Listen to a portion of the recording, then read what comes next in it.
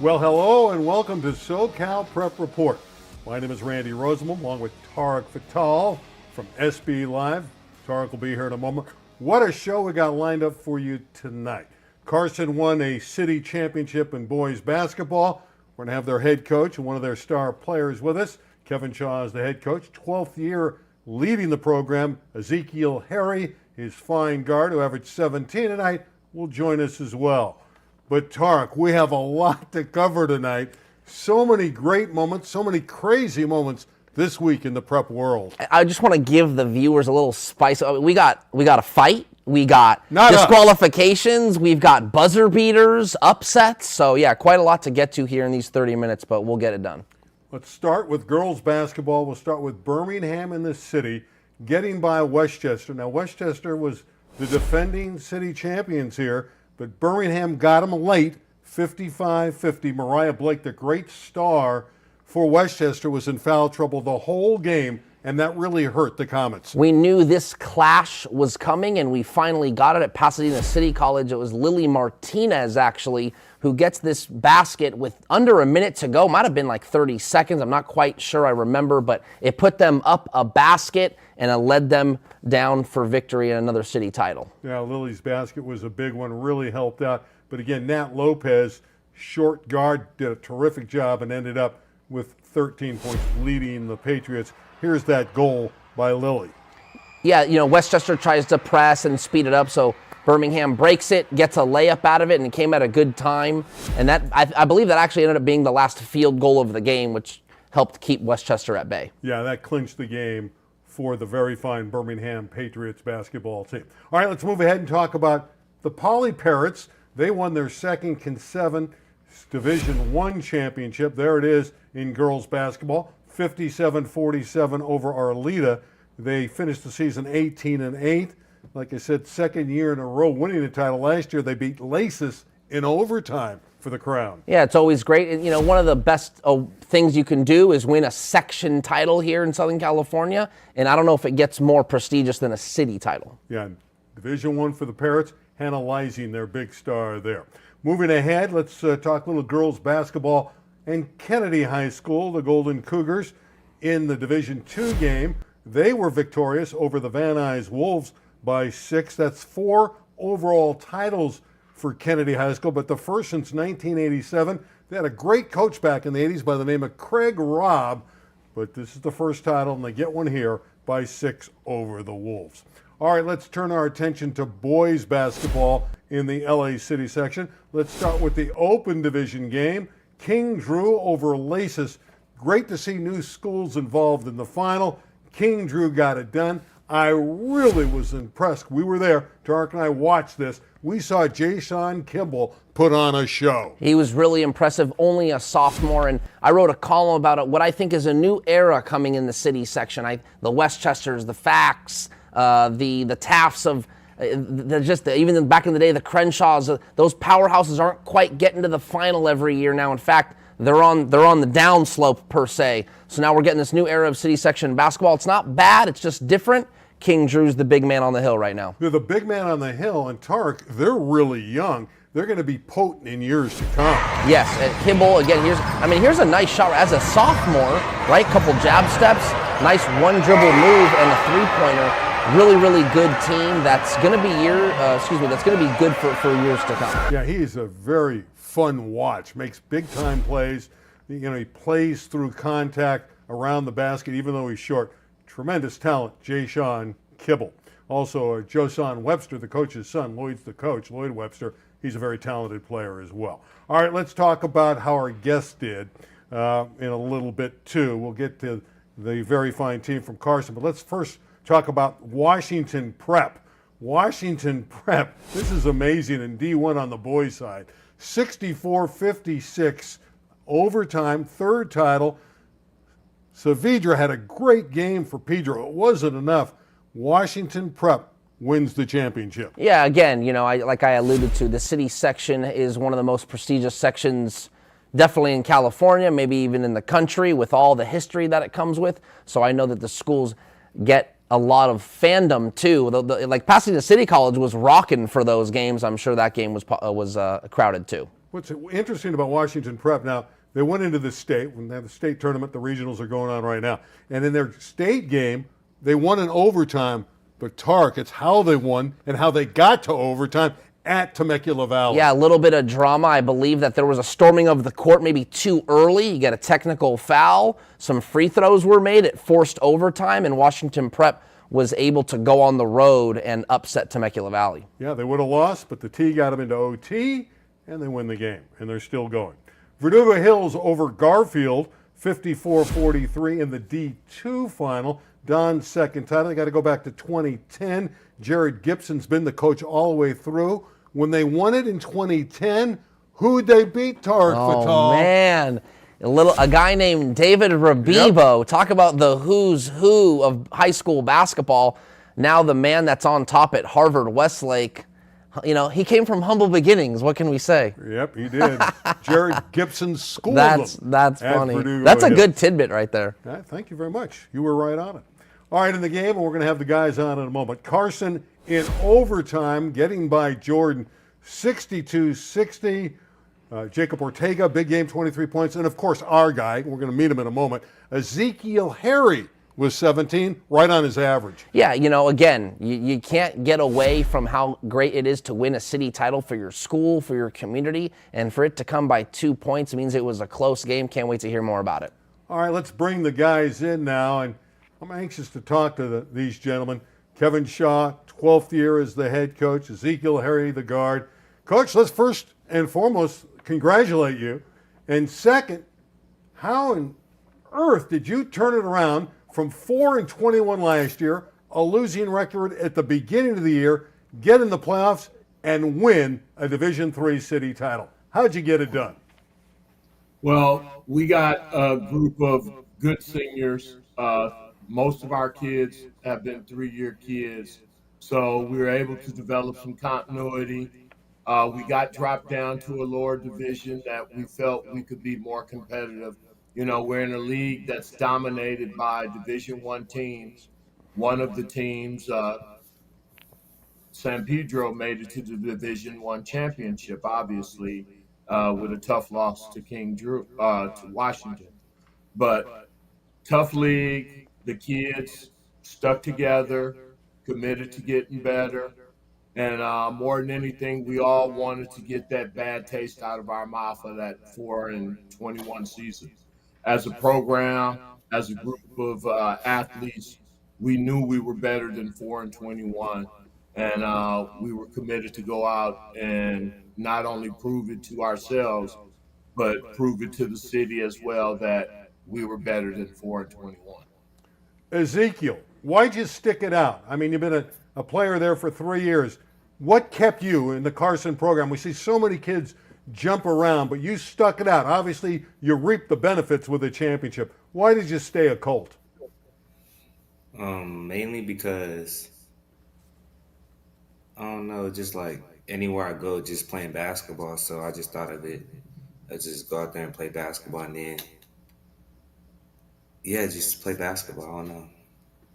Ezekiel, talk about the championship game. Obviously, only a 2-point win. What do you think was the difference when you look back? Was it the defense? Was it the shot making? What to you made the difference in that 2-point victory? I think it was the energy.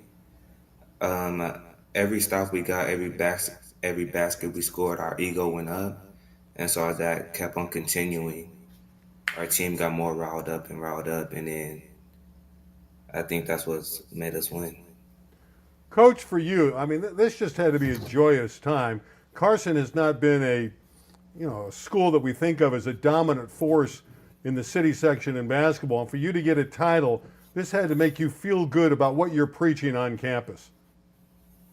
Well, it's very gratifying because, after a 4-21 season, as a coach, you question, are you doing the right thing?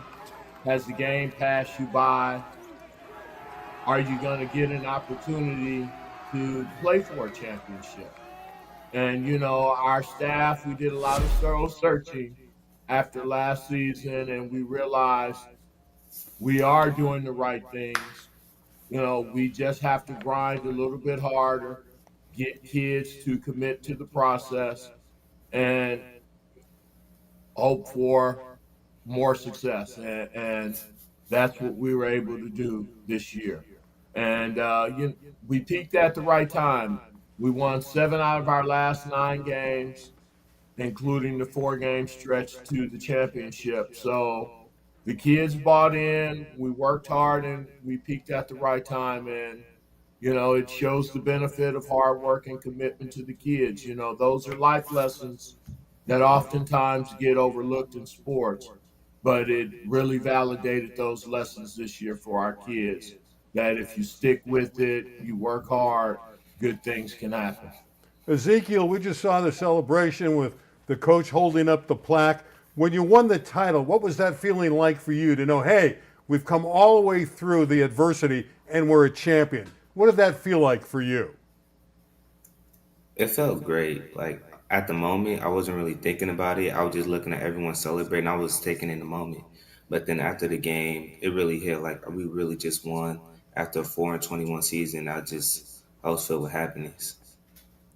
Coach, before I leave this segment for you, I know the community has embraced this team, and next week the council is going to have a day for the Carson Colts basketball team. City Council? Yes, we've been lucky enough to be invited to attend a city council meeting and be recognized by the Carson City Council next Wednesday. And once again, it just continues the experience and the magic moment for the kids to not only be recognized as champions of Division III in the city section, but to have your community honor and recognize you in a way that you had no idea was possible is a really great experience for the kids. And we look forward to that meeting and being recognized next Wednesday. Well, here on SoCal Prep Report, we recognize you. We thank you for coming aboard tonight. Congratulations on the D3 title. Coach Kevin Shaw, Ezekiel Harriet, Carson Colts. What a finish. Champs. Champs. That's the best way to put it. Congratulations, guys, and thank you. Thank you, Randy. Thank you, Tarek. Thank you for having us. You got it. It's not how you start, it's how you finish. Amen to that. And what a great year Carson's had. I mean, the football team was really good. Jerry Misa-Lafua was quite the player in the city. And we got our guy, Ezekiel Harry, having a great year too. And listen, generally when the team wins the city, I don't know, maybe Harry's the city player of the year in Division III as well. Maybe so. Don't get me started with Misa-Lafua. I love that guy. What a great football player he is. Jerry's a good one, and I don't know where he's going to go to school yet, but he's a tremendous talent. All right, let's move ahead now. We're going to talk about Southern Section girls basketball. Etiwanda and Sierra Canyon, the two dominant teams all season long, hooked up, and it was really no contest. It wasn't. 65-44. We love Grace Knox, 19 points, 12 boards for the Eagles.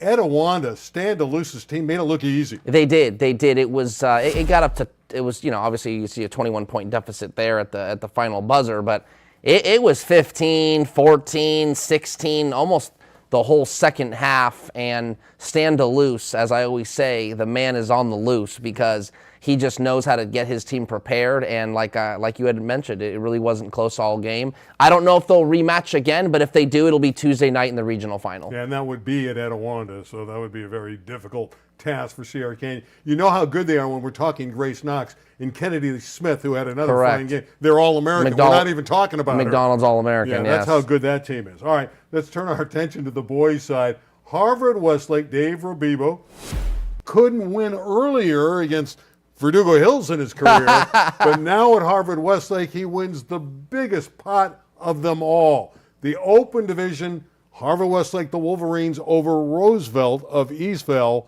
54-47. But there was some controversy in this one, Tarek. Yes, we'll get to that in a second. I just want to mention, Harvard-Westlake won the California State Open Division Championship last year. So usually when people think, oh, you won the state, they think you won everything prior to that. That's not the case. Harvard-Westlake didn't even get to the sectional final last year. That was Corona Centennial that beat St. John Bosco. So this was the one title, per se, that was eluding Robibo and the Wolverines, and they finally got it this year, the first in program history. And if you ask Stephen Singleton, they had the officials on their side, too. On this call. Yeah, maybe. And look, As you see on the replay, look at number 2 in the white. That's Robert Hinton. His jersey gets pulled after Trent Perry misses a free throw. Created a lot of controversy, so Robert Hinton went to the line and shot 2 more free throws. That was crucial. I believe there was 13 seconds left in the game. You get 2 more points. Harvard Westlake ended up winning the game and obviously ended up lifting a CIF Southern Section plaque. Here's David Rabibo getting it from the commissioner.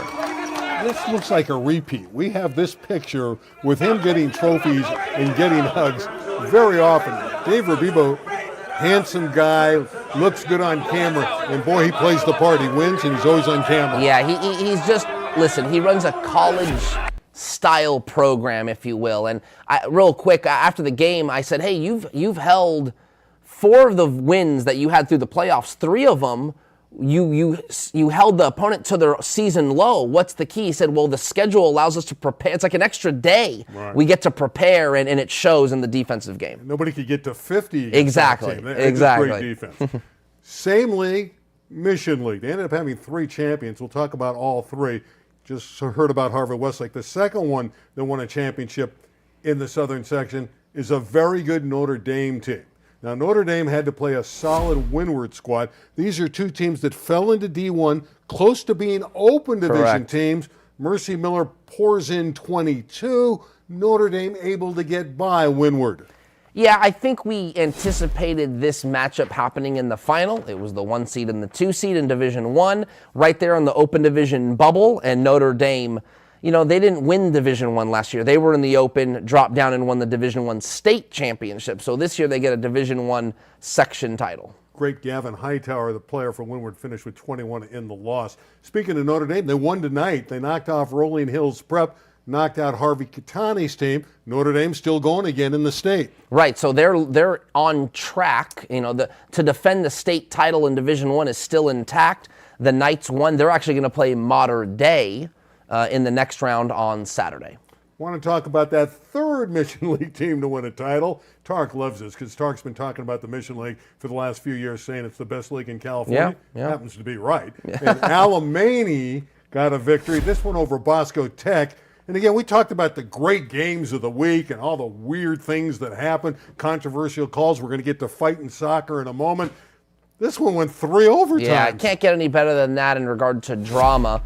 I mean, there was one last night. We got video of that, too. It just keeps coming here on SoCal Prep Report. But in regard to Alamany, the Warriors, that's a team that just tested themselves all year long, played the gauntlet of the Mission League. They go down to 3A. They win the title over a tough Bosco Tech team. Yeah, Mims and Dorsey, 2 star players for that Alamany team, combined for 47.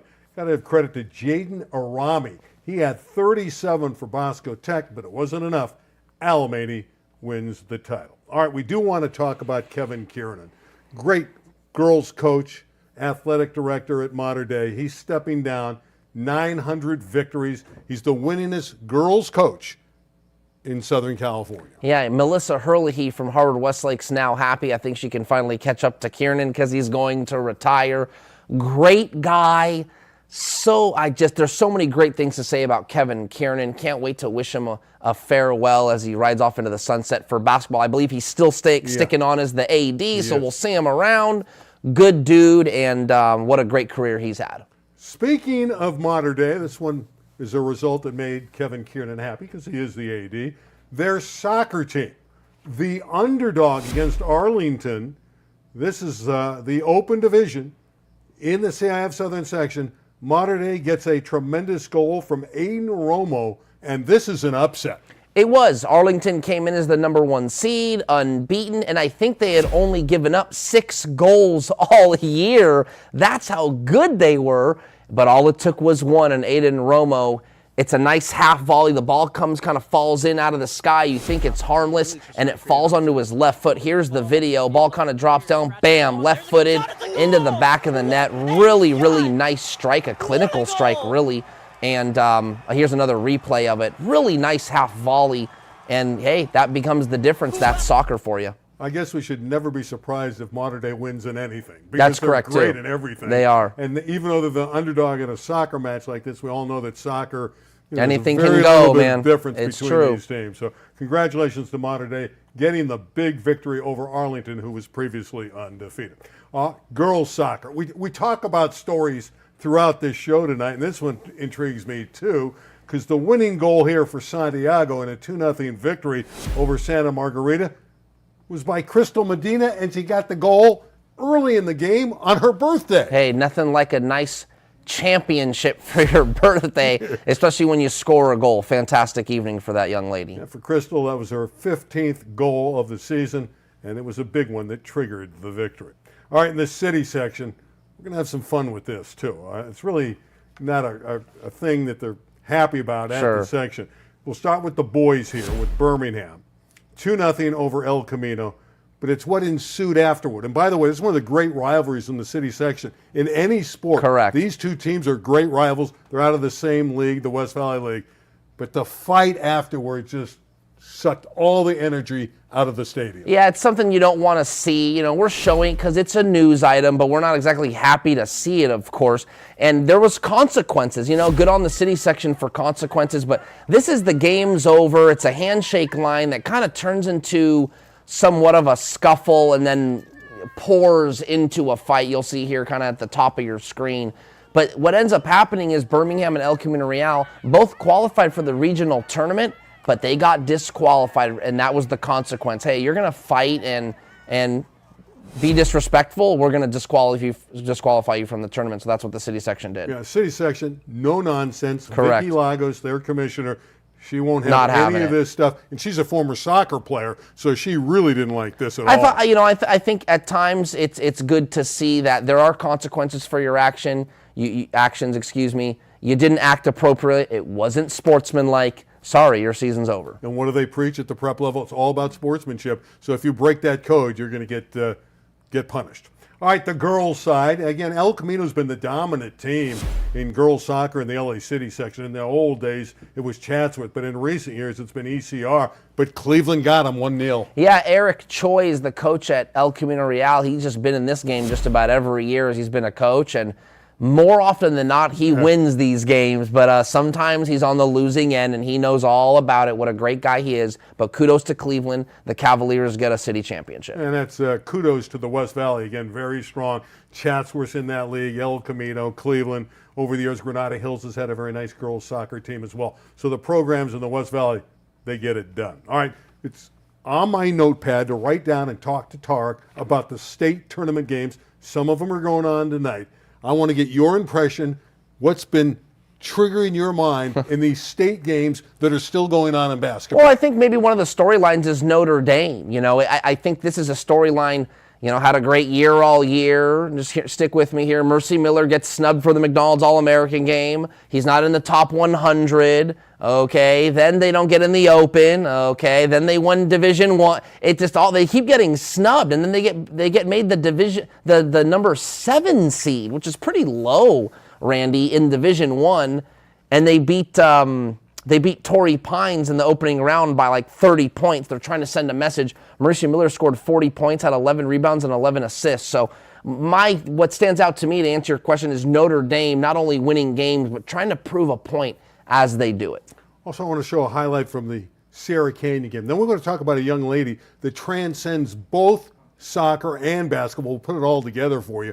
But last night, Sierra Canyon on a Wednesday night got knocked out of the state tournament, the boys team. Yes, this was quite the ending. 8.5 seconds, lasted about 5 minutes. But this is Tunde Yesufu, 5-star recruit from Santa Maria St. Joseph. Catches the ball, leaps right back up into kind of a shot put motion just underneath the free throw line. Bedlam in Chatsworth.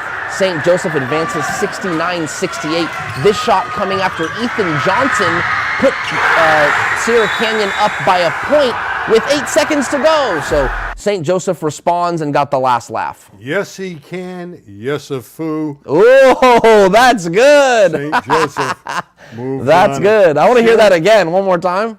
Want to hear one more time? Yeah. Yes, he can. Yes, a foo. That's good. Said it better the first time. That's good. I feel bad for Andre Chevalier, the Oh, basketball man. coach. Although Sierra Canyon, again, another great year, 26-4. No question. Excellent season. Great year. Okay. All right. I want to hear it again. No, I'm kidding. I'm kidding. No more yes-a-foos. Yes on yes-a-foos. Want to talk about a young lady. Yeah. Mia Kodama. She did something this season that's absolutely remarkable. There it is, 2 plaques, championships at the same time in team sports for Louisville's girls, soccer, and hoops. Yeah, hard to think that it's impossible to track. I don't know if this has ever been done in either section, maybe even countrywide. I don't know. We'd have to do crazy research. But as far as we can remember, I've asked around. This is as recent as we can get. Mia Kodama wins a soccer Division IV championship on a Saturday night. That game kicked off at 7 p.m. She played a basketball 2AA final at noon on Saturday. She won both of them. She won 2 CIF Southern Section titles in 2 different sports in 18 hours. Very remarkable. The epitome of an athlete. Got some applause, not only for Mia. How about for Russell Westbrook? He's doing some great community service. You know Russell Westbrook played for the Lakers, now with the Clippers. He is putting money where his mouth is, investing in the community. Look at that, South Central LA building 180 affordable housing units. That's awesome. He's one of the most philanthropic athletes, professional athletes in America. If I'm not mistaken, I always say this when we bring up Russell Westbrook, he is the most giving UCLA alum back to the Bruins athletics facility. No one's given, anyone from UCLA that's graduated, no one's given more money back to that athletic department more than Russell Westbrook. Okay, quick football note. It's always modern day on this program, for goodness sake. Again, it speaks to their program. We're saying who's going to be their quarterback. A couple weeks ago, they got a great transfer wide receiver for next year. Now they get a quarterback, Dash Beerley. Now I'm looking at Beerley. He's already committed to Washington. He was at one point going to go to Arizona. He's out of Chaparral High School, but he's now moved over to modern day. So the Monarchs are fully back now for football next season. Yeah, you know, they're fully back. Yeah, hey, they got their quarterback. That's a good start, right? Because their quarterback, Elijah Brown, going to Stanford, was their 4-year starter and had tremendous success. He's gone and going to Stanford. So Beerley's the new guy, dual threat guy. I believe he's going to be a senior. He's a junior now. Yeah. So they'll have a guy for a year. So in a hurry, so we say in a dash, modern day. Oh, man, you're on fire tonight. I don't know about on fire. Yes-a-foo. Yes, he can. Yes-a-foo. How about this one? Olu's girls water polo team. Oh, yeah. Finish it up, 31-0. Obviously won the Southern Section title for the 2nd straight year.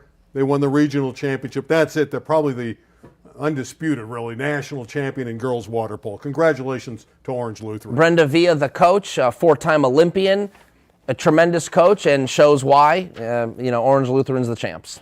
Was that a week of sports or what? In preps. I mean, how many different things? Now, quickly, we're going to show you a couple top 10s. We got a minute before we have to go off. Here's SB Live City Section Baseball. No real change from last week. A couple moving around. And Cleveland jumped in. Couple new guys in there. Cleveland gets in there. Palisades moves up a little bit. Venice drops down. But these are teams that are all going to be tough to beat come postseason. And in the Southern Section, their top 10, Corona's on top.